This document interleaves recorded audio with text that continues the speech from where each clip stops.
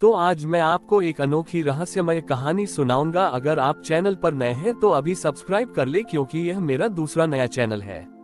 तथा कहानी पूरा देखे, अंत में एक अनोखा रहस्य छुपा है। धन्यवाद। तो सुनिए। गोकुल गांव में एक कुम्हार रहता था जिसका नाम गोपाल था। वह मिट्टी के बहुत सुंदर बर्तन बनाता था। एक बार उसने एक अद्भुत मटकी बनाई। वह मटकी इतनी चिकनी और चमकीली थी कि उसमें चेहरा साफ दिखाई देता था। गोपाल ने उस मटकी को बाजार में नहीं बेचा, बल्कि यशोदा मैया को भेंट कर दिया ताकि वह उसमें कान्हा के लिए माखन और मिश्री रखें। मटकी को जब यशोदा मैया के घर में जगह मिली तो वह बहुत खुश हुई, लेकिन धीरे धीरे उसमें अहंकार आ गया। वह सोचने लगी कि वह कोई साधारण मटकी नहीं है, बल्कि सबसे खास है, क्योंकि उसमें स्वयं कान्हा का माखन रखा जाता है। वह घर की बाकी मटकियों से कहती, तुम सब साधारण हो, तुम में पानी या दूध रखा जाता है, लेकिन मैं सबसे भाग्यशाली हूँ, मुझमें कान्हा का पसंदीदा माखन रहता है। ये बात जब कान्हा को पता चली तो उन्होंने मुस्कुराते हुए सोचा कि इस मटकी को सबक सिखाना पड़ेगा। जन्माष्टमी का दिन आ गया। यशोदा मैया ने उस मटकी में कान्हा के लिए ताजा माखन और मिश्री भर दी। कान्हा ने जब मटकी से माखन खाया तो उन्होंने जानबूझकर उसम से थोड़ी सी मिश्री निकाल ली और पास बैठी एक भूखी गाय के बछड़े को खिला दी। मटकी को ये देखकर बहुत गुस्सा आया। वह सोचने लगी, यह क्या, मेरा माखन और मेरी मिश्री उस बछड़े को क्यों दी गई? मैं तो सिर्फ कान्हा के लिए हूँ। अगले दिन कान्हा फिर आए। उन्होंने मटकी से माखन खाया और इस बार पास के एक छोटे और गरीब बालक को बुलाकर उसे भी प्रसाद खिलाया। मटकी का गुस्सा और भी बढ़ गया। उसने सोचा, मैं कितनी खास हूँ, फिर भी मेरा प्रसाद दूसरों को क्यों बांटा जा रहा है? उद्धरण चिन्ह। कान्हा ने मटकी के पास जाकर कहा, तुम बहुत खास हो, ये सच है, लेकिन तुम्हारी असली कीमत तब है जब तुम सबके काम आओ। तुम्हारा माखन सिर्फ मेरे लिए नहीं है, बल्कि वह सब भूखों का भी है। मटकी को कान्हा की बात समझ नहीं आई। उसी समय एक गरीब औरत कान्हा से मिलने आई। उसके पास अपने बेटे के लिए कोई भोजन नहीं था। कान्हा ने उस औरत को वह मटकी दे दी और कहा, इस मटकी में अभी भी माखन बचा है, ये तुम्हारे बेटे के लिए है। मटकी ये सुनकर टूट गई। वह सोचने लगी कि उसका खास होना बेकार हो गया। लेकिन जब उस औरत ने अपने बेटे को माखन खिलाया और उसके चेहरे पर खुशी देखी तो मटकी को पहली बार सच्ची खुशी का एहसास हुआ। उसने महसूस की या कि उसका सबसे खास होना तब है जब वह दूसरों की मदद करे।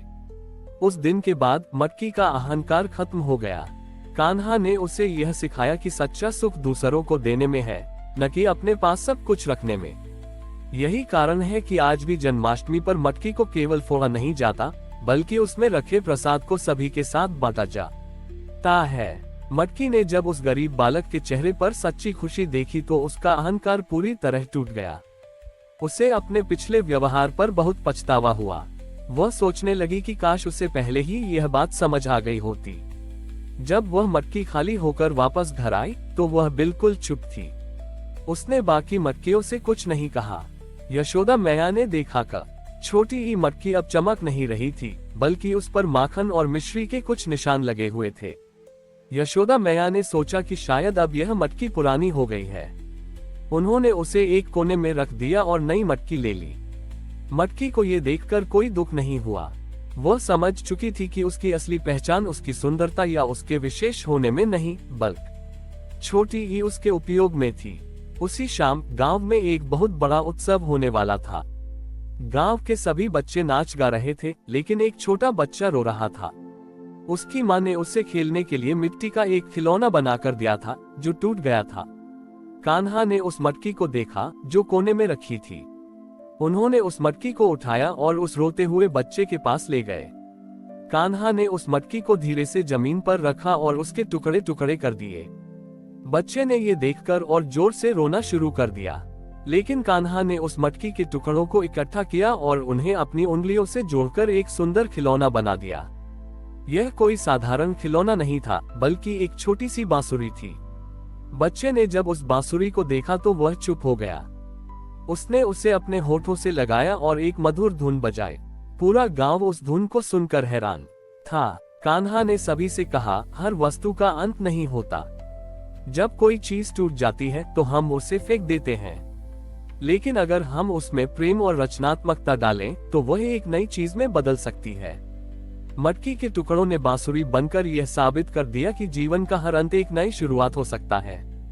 कान्हा ने उस मटकी के माध्यम से यह संदेश दिया कि हमें किसी को भी बेकार समझकर छोड़ नहीं देना चाहिए, क्योंकि हर चीज में एक नई संभावना छुपी होती है।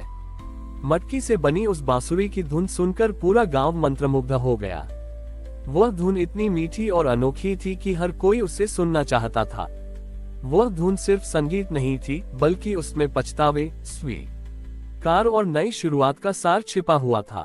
जिस बच्चे के पास वह बांसुरी थी, वह हर शाम उसे बजाता था।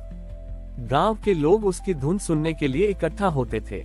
इस धुन ने गांव के उन सभी लोगों को भी आपस में जोड़ दिया जो पहले छोटी छोटी बातों पर लड़ते झगड़ते थे। एक ग्वाला, जिसने अपनी जमीन के लिए दूसरे ग्वाले से वर्षों तक बात नहीं की थी, वह भी उस बांसुरी की धुन सुनकर उसके पास आया। दोनों ने उस धुन में अपना सारा क्रोध और अहंकार भूलकर एक दूसरे को गले लगा लिया। कान्हा ने एक दिन यशोदा मैया से कहा, मैया देखो, एक टूटी हुई मटकी ने वह काम कर दिया जो बड़ी बड़ी बातें भी नहीं कर पाई। यशोदा ने पूछा, वह क्या मेरे लाल? कान्हा ने मुस्कुराते हुए कहा, उसने सबको ये सिखा दिया कि गलतियां जीवन का अंत नहीं होती, बल्कि एक नई शुरुआत का मौका होती है। अहंकार से भरी एक मटकी आज प्रेम की धुन बजा रही है। इस तरह कान्हा ने गोकुल के लोगों को ये सिखाया कि हर इंसान में एक छिपी हुई अच्छाई होती है, जिसे पहचानना जरूरी है। उन्होंने ये भी सिद्ध किया कि जीवन में किसी भी चीज को बेकार समझकर नहीं छोड़ना चाहिए, क्योंकि हर अंत में एक नई और सुंदर शुरुआत छिपी होती है। मटकी से बनी वह बांसुरी अब सिर्फ एक खिलौना नहीं, बल्कि गोकुल में शांति और सद्भाव का प्रतीक बन गई थी। हमारी और भी आध्यात्मिक एवं अनोखी कहानियां देखने के लिए हमारे चैनल पर जाएं तथा धार्मिक एवं पौराणिक अनोखी कहानियां हमारे चैनल पर है। कृपया जाके देखें तथा हमारे चैनल को सब्सक्राइब करके रखें और वीडियो लाइक जरूर करें। धन्यवाद।